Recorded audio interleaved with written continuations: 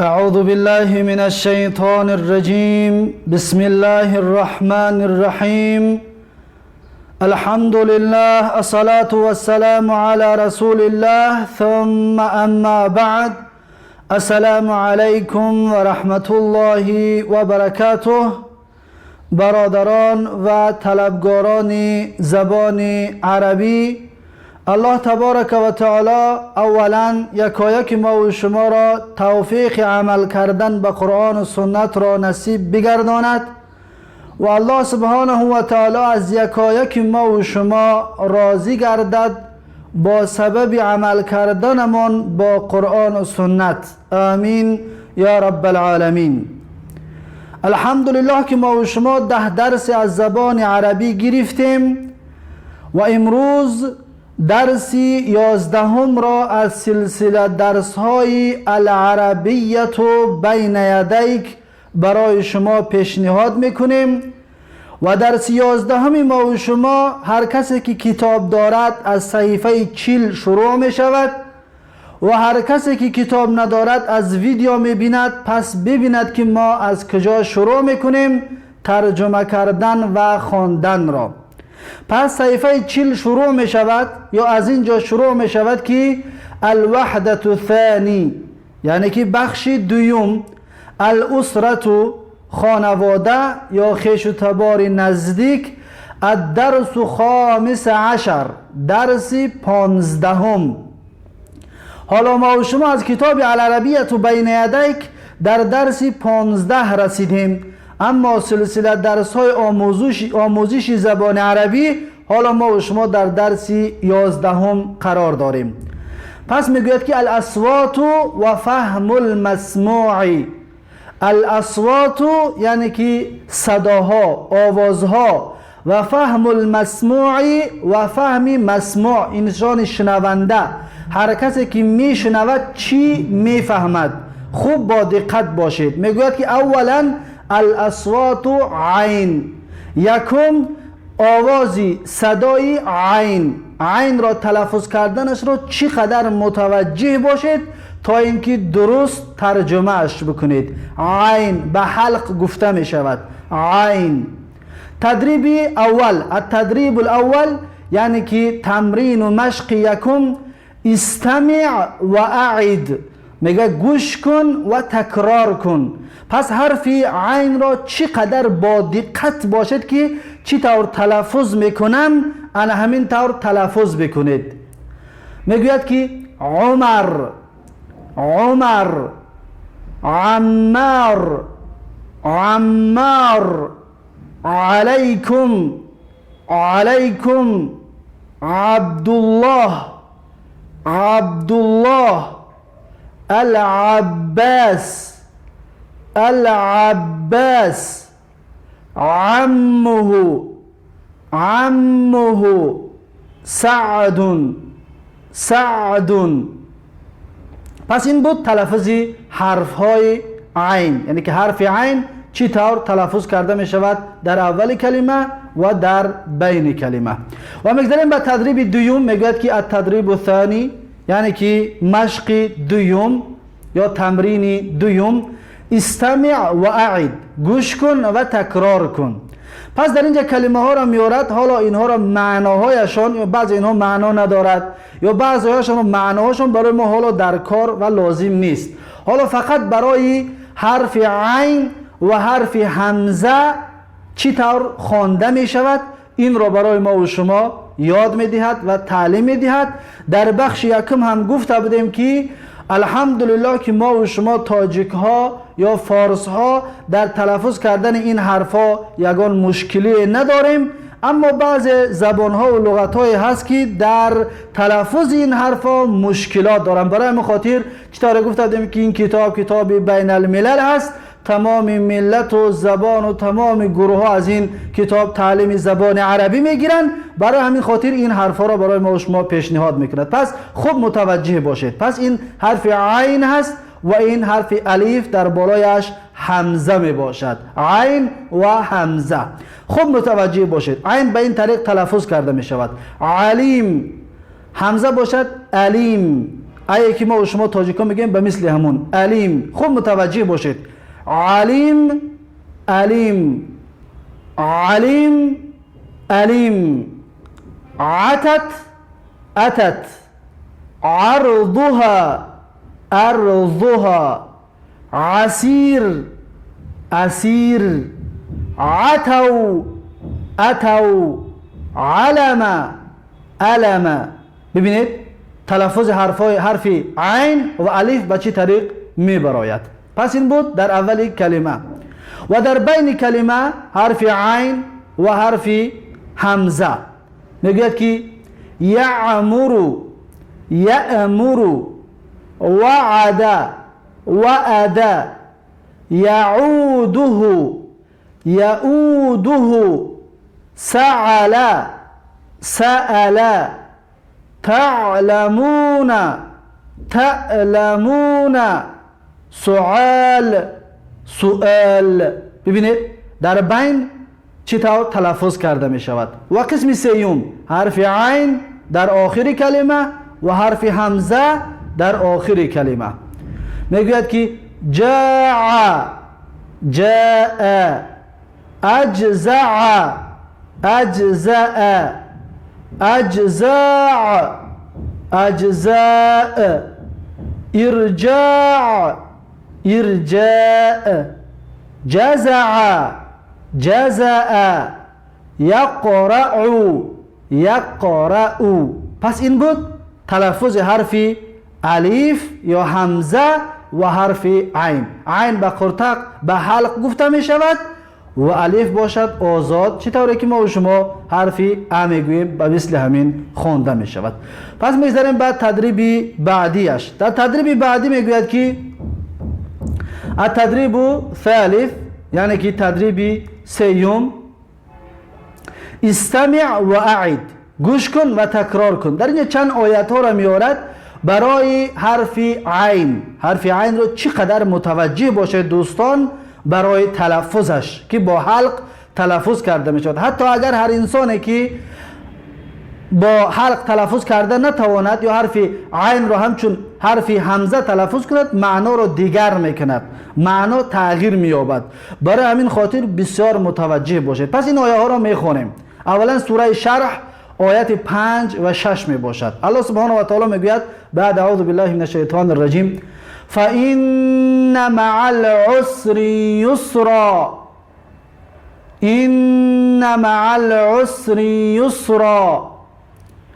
فإن مع العسر یسرا، إن مع العسر یسرا. و دویم سوره مریم آیت 84 میگوید که فلا تعجل عليهم إنما نعد لهم عدا. فلا تعجل عليهم إنما نعد لهم عدا. و سوره نبأ آیت 1 و 2. سیوم سوره نبأ آیت 1 و 2. عم يتساءلون عن النبأ العظيم. عم يتساءلون عن النبأ العظيم. و چهارم سوره احقاف آیت 15 میگوید قال رب أوزعني أن أشكر نعمتك التي أنعمت علي وعلى والدي. قال رب أوزعني أن أشكر نعمتك التي أنعمت علي وعلى والدي.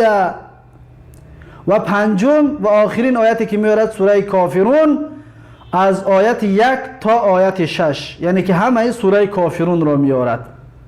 میگوید که بعد اعوذ بالله من الشیطان الرجیم قل یا ایها الكافرون لا اعبد ما تعبدون ولا انتم عابدون ما اعبد ولا أنا عابد ما عبدتم ولا أنتم عابدون ما أعبد لكم دينكم ولي دين قل يا أيها الكافرون لا أعبد ما تعبدون ولا أنتم عابدون ما أعبد ولا أنا عابد ما عبدتم ولا أنتم عابدون ما أعبد لكم دينكم ولي دين. پس این بود آیه هایی که همچون شاهد یا برای تلفظ حرف عین برای ما و شما پیشنهاد کرد و با این خلاص شد صحیفه 40 و میگذاریم به صحیفه بعدیش، صحیفه 41.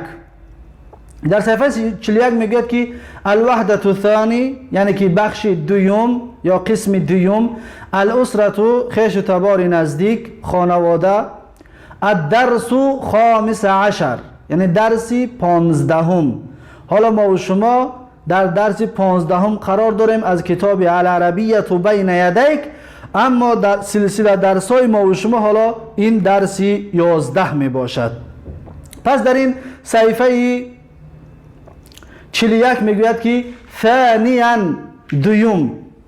دوم فهم المسموعی، یعنی فهمیدن مسموع، آن چیزی که شنویده می شود، فهمیشی آن چیزی که شنویده می شود، یعنی که چی می شنوید. پس میگوید التدریب الاول، یعنی که مشق یکم، استمع یعنی گوش کن، ثم ضع علامت صحیح فی مربع المناسب، گوش کن پس بگذار یا بیمان علامت نشانه صحیح را در چارکنجه‌ای که مناسب هست.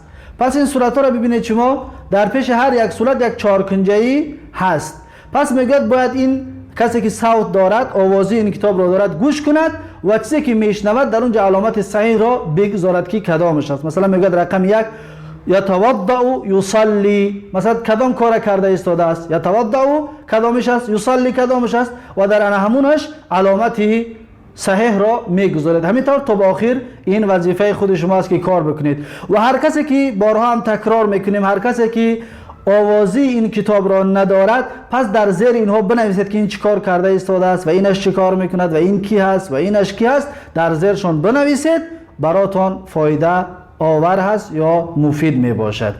و میگذاریم به تدریب بعدینه‌اش. در تدریب بعدینه میگوید که التدریب الثانی، یعنی که تدریب دوم یا مشق دوم، میگوید که استمع یعنی که گوش کن، ثم ضع علامت، پس بگذار نشانه را، علامت صحیح را، فی المربع المناسب، یعنی در چارکنجه‌ای که مناسب هست، در چارکنجه مناسب میگه علامت را بگذار. پس به مثل همون بالا دا گفتیم به مثل همون هست، گوش میکنید و کسی که آوازی را دارد، پس کدام اینها را مثلا میگه که شجرتون یا اسرتون، مثلا رقم 1 شجرتون اسرتون، در رقم 1 کدام اینها شجره است، کدام این اسره است، شما خودتون کار کنید. یا به مثل بالاگی در زیر اینها شما خودتون بنویسید، البته فایده برای شما می باشد. پس اینش هم وظیفه شما هست که باید شما خودتان کار بکنید. و میگذاریم به صحیفه 42. صحیفه 41 خلاص شد و میگذاریم به صحیفه 42. در صحیفه 42 میگوید که الوحدة الثانی، یعنی که بخش دوم یا قسم دوم، الاسرة خانواده، خویش و تبار نزدیک، الدرس خامس عشر، درس 15. حالا ما و شما از کتاب العربیة بین یدیک در درس 15 قرار داریم، اما سلسله درسایی که ما و شما از آموزش عربی درس کرده ایستادیم حالا در درس 11 قرار داریم. پس میگوید که التدریب الثالث، یعنی که مشق و تمرین سیوم، استمع یعنی که گوش کن، ثم اشر الى صورت المناسبة، پس اشاره بکن به صورتی که مناسب هست. پس اینها را نگاه بکنید و کسی که صوتی دارد گوش بکند و مثلا میگوید که یقرأ القرآن، در کجا اینها یقرأ القرآن؟ یعنی که هو یقرأ القرآن در کجا هست؟ پس این رو ببینید، این قرآن میخواند و این اشاره دارد که هو یقرأ القرآن و این قرآن میخواند.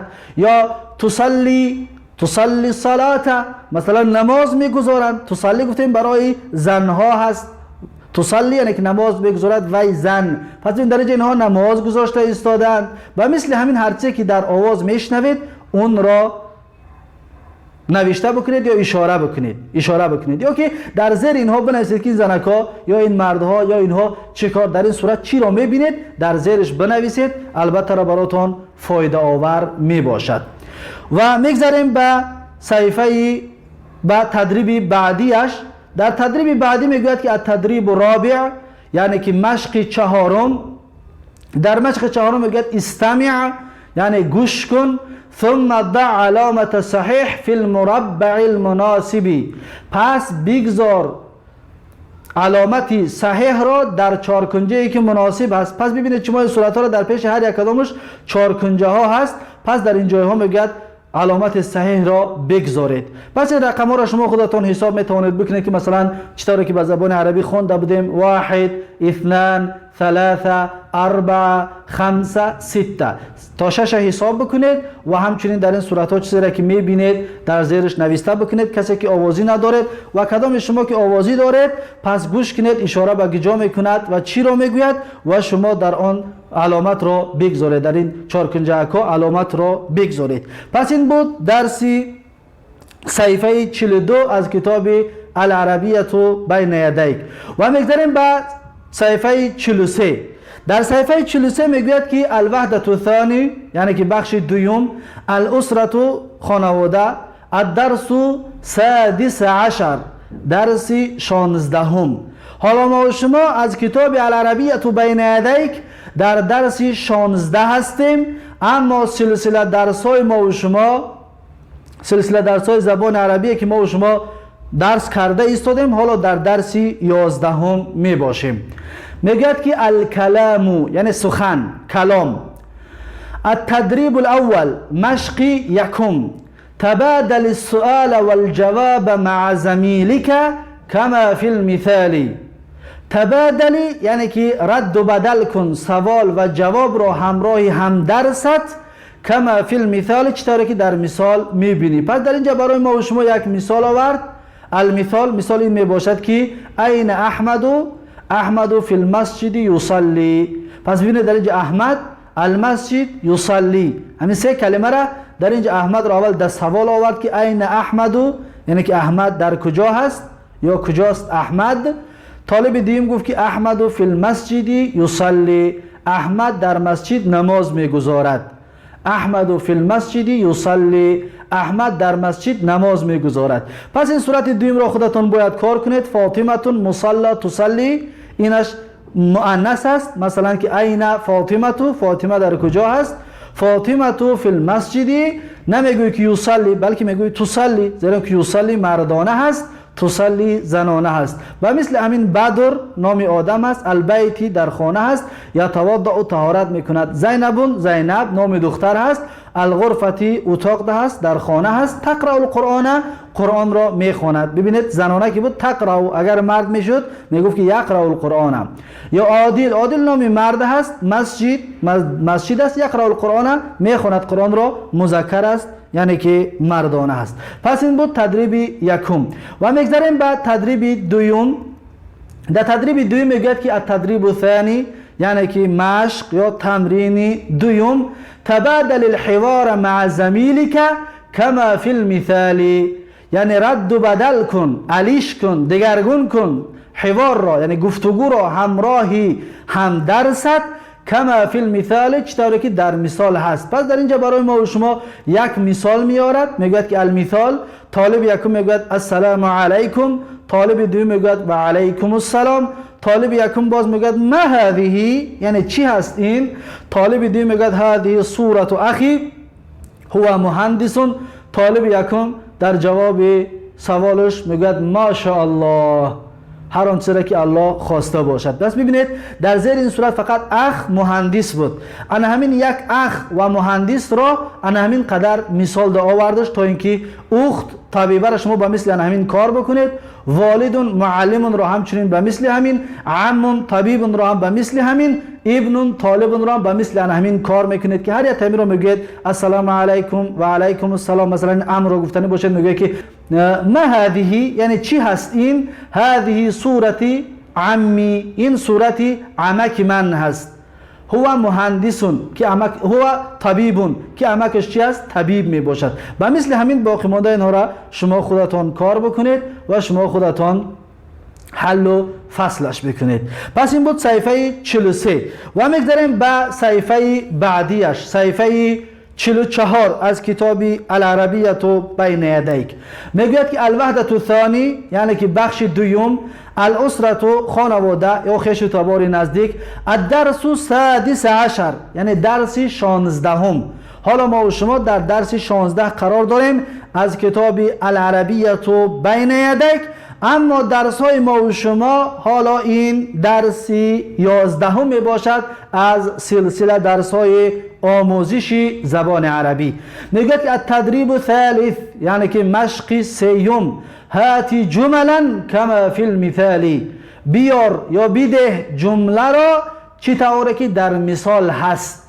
هاتی جملا یعنی بیار یا بیده جمله را کما فی المثال، چطوره که در مثال هست. پس مثال را ما و شما اگر نظر بیاندازیم در اینجا در مثال میبینیم که مثال میگوید که در اینجا صورت را آورد والدون علیون مهندسون، والد پدر، علی نام این انسان است، مهندسون انجینیر. همین را چیکار میکنید؟ در مثال مثلا آوردگی است که هذا والدی علیون هو مهندسون، میگوید که این پدر من هست نامش علی هست، هو مهندسون یعنی که وی، یعنی که پدرش انجینیر هست. پس همینطور اینها را خودتان تکرار میکنید یا خودتان این تمرین را کار میکنید که والدتون خدیجتون طبیبتون، پس والدتون مادر میشود، پس با اشاره زنانه میگوید که هذه والدتی خدیجتون هی، یعنی که طبیبه که هست، مادر که هست، زن که هست، برام خاطر هو نمیگید و هی میگید، هی طبیبتون.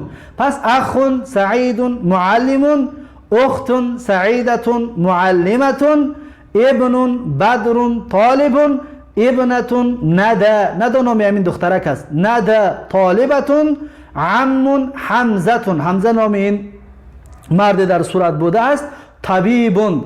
پس اینها را خودتان به مثل همین مثال هر یک کدامش را کار میکنید و میبینید که تا چه اندازه درسای زبان عربی را فهمیده استادید.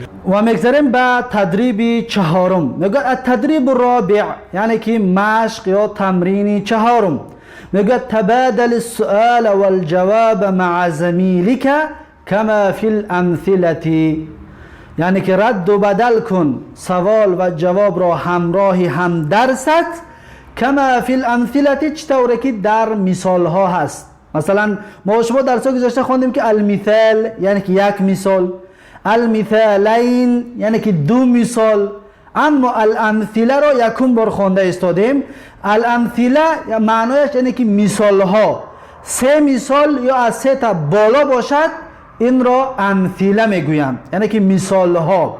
کما فی الامثله، چطوره که در مثال ها هست. پس اینجا را ببینید که 4 تا مثال آورده است، برای مخاطر گفت که الامثله.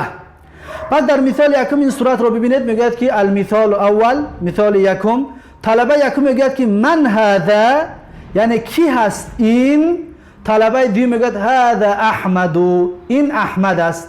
این را میگوید که نامش چی است؟ احمد است. مثال دوم را ببینید، طلبه یکم میگه که من هذه، کی هست این؟ اشاره به سوی زن. طلبه دوم میگه که هذه زینب، این نامش زینب هست زیرا که زن است، برای مخاطر هذه گفت. مثال سیوم، طلبه یکم میگه که ما هذا، چی هست این؟ طلبه دوم میگه که هذا مسجد، این مسجد هست. مثال چهارم ده میگه که ما هذه، چی هست این؟ طلبه دوم میگه که هذه صورتون، این عکس می باشد، این صورت می باشد. پس این 4 مثال رو ببینید. پس از این مثال ما شما چی فایده گرفتیم؟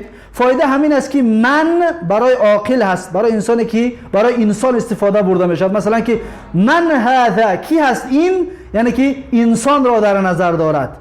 اما ما هذا، چی هست این چیزهای بیجان را در نظر دارد. ببینید مسجد صورت را گفت که ما هذا، ما هذه، نگفت که من هذه، زیرا اینکه در نظر چیزی بیجان یا اشیا را در نظر که داشت، برای خاطر گفت که ما هذه، یعنی چی هست این. چطوری که با تاجیکی ما و شما اگر آدم را پرسیدنی باشه میگیم کی هست این، اگر که صورت یا چیز دیگر باشه میگیم که چی هست این. به مثل همین، یعنی که من به معنای کی و ما به معنای چی.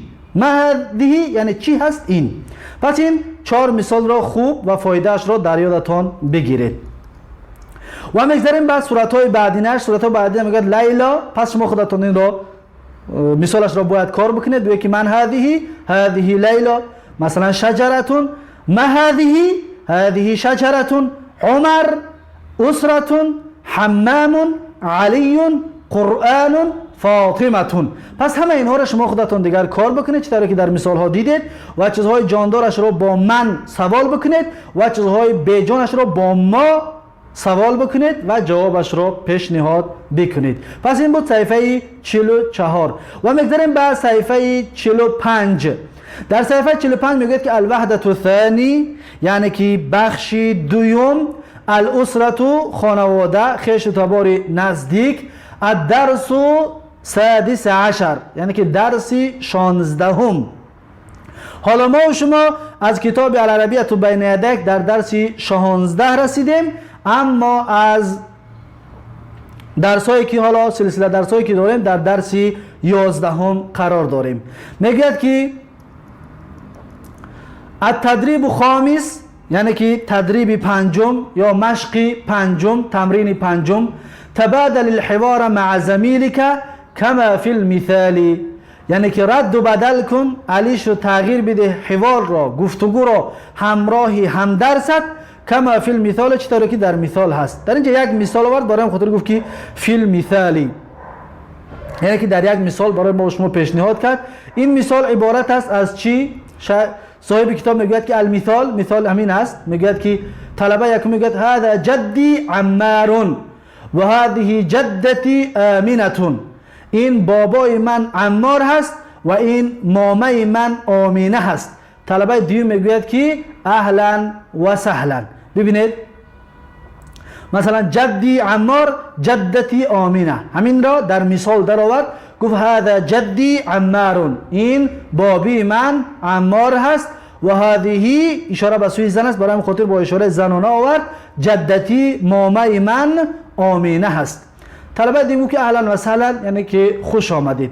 و در صورت‌های بعدی هم اینها را باید شما خودتان کار کنید. والدی احمد، والدتی زینب، ابنی علی، ابنتی عبلة، اخی عمر، اختی هدا نام این دختر است، عمی معاذ نام این پسر است، عمتی عزیزه نام این زن می باشد. پس اینها را خودتان کار بکنید. زنانه اش را با اشاره زنانه، مردانه اش را با اشاره مردانه نوشته بکنید و یادداشت بکنید. و میگذاریم به تدریب بعدی. در تدریب بعدی میگوید که التدریب السادس، یعنی که تدریب ششم، مشق ششم، قسم یکمش. میگوید که اجب عن الاسئله التالیه، اجب عن الاسئله التالیه، یعنی که جواب ده از سوالهای میامدگی. عن الاسئله، اسئله جمع سوال هست، سوال یک سوال، اسئله چند سوال ها. التالیه میامدگی یا در زیر آمده. ببینید در اینجا سوال ها را که آوردگی هست، میگه در همین سوال ها را شما خودتان جوابش را بدهید. پس در سوال یکم میگه که من والد رسول صلی الله علیه و سلم، کی هست؟ پدر پیامبر صلی الله علیه و سلم. پس پدر پیامبر صلی الله علیه و سلم در اینجا شما خودتان بنویسید که نامش چی بود؟ عبدالله. پس عبدالله در اینجا بنویسید. سوال دوم، من والدت رسول الله صلی الله علیه و سلم، کی هست مادر رسول پیامبر صلی الله علیه و سلم؟ مادر پیامبر صلی الله علیه و سلم نامش چی بود؟ در اینجا بنویسید که آمینه، نامش آمینه بود. من جد رسول صلی الله علیه و سلم، کی هست بابای پیامبر صلی الله علیه و سلم؟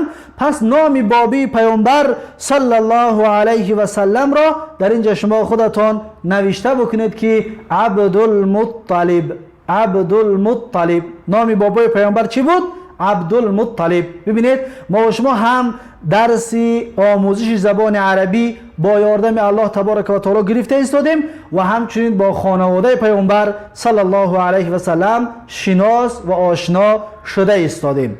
و سوال چهارم میگه من عم رسول صلی الله علیه و سلم، عمکی پیامبر صلی الله علیه و سلم کی می باشد؟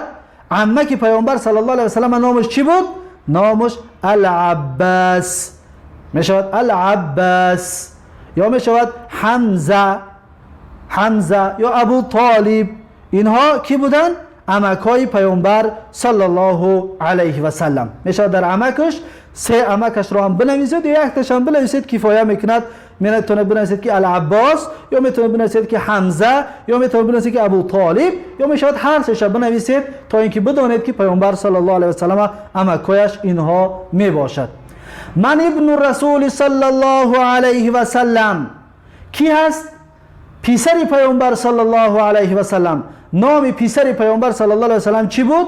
اولا که پیامبر صلی الله علیه و سلم ما شما درس‌های گذشته گرفتیم که سه تا پسر داشت. یکیش نامش قاسم، دیگرش نامش عبدالله، سومش نامش ابراهیم بود. پس شما در اینجا میتونید که هر سه نام ها را بنویسید، یعنی قاسم، عبدالله و ابراهیم، یا میشه یک تاش بنویسید، کدوم میشه بنویسید کفایه میکند. و در سال ششم میگه که من ابنت رسول صلی الله علیه و سلم، کی هست دختر پیامبر صلی الله علیه و سلم؟ نام دختر پیامبر صلی الله علیه و سلم چی بود؟ ما و شما در سال گذشته گرفته بودیم که پیامبر صلی الله علیه و سلم 4 دختر داشت.